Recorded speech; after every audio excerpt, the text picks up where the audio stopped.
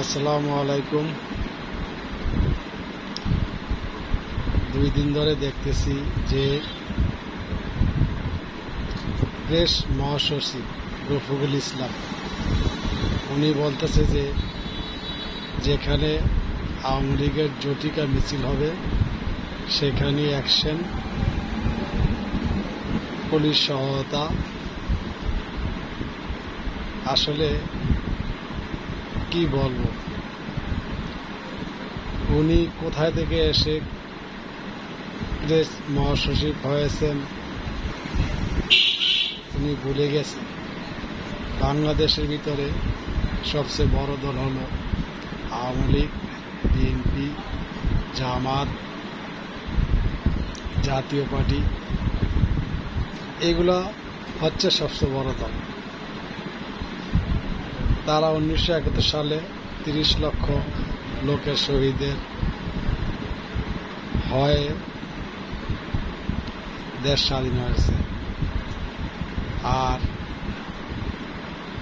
বর্তমানে 2024 সালে যে ওনারা বলে দেশ স্বাধীন করেছে, এটা কি আসলে বাস্তব? ডক্টর ইউনূস সুদখোর, উনি সাধারণ জনগণের ব্যথা কীভাবে বুঝবে? কারণ উনি টাকা আছে, লোকজনকে টাকা দেয় আর সপ্তাহে মাসে টাকা নেয়, টেনশন মুক্ত। ব্যবসায়িক তার কোনো ধারণাই নেই। এনসিবির যেসব পোলাপাইন বর্তমানে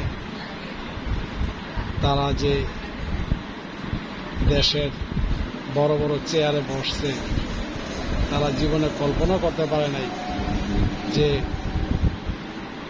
তারা এই পর্যায়ে থাকবে বা উঠবে। এখন তারা শত শত কোটি টাকার মালিক হয়ে গেছে। তারা যেভাবে বিভিন্ন সম্মানী ব্যক্তিদেরকে অপমান অবস্থা করে, কথাবার্তা বলে, এরা জীবনও কখনো দেশপ্রেমিক হতে পারে না। দেশ চালানোর মতন বুদ্ধিমান লোক, বয়স্ক কমসে কম 50-55 এরকম বয়স অনুযায়ী তারাই দেশ চালাতে পারে। যারাই এগুলা করতেছে তাদের একদিন পতন হবে। বড় বড় কথা, তুচ্ছ করে কথা বলা, এগুলা আসলে একদম ঠিক না। আমরা জন্মের পর থেকে দেখে আসি যারা নাকি বিভিন্ন মানুষকে তুচ্ছ করে কথা বলে, তাদের প্রথম এই বাংলার মাটিতেই হয় এবং সবার সামনে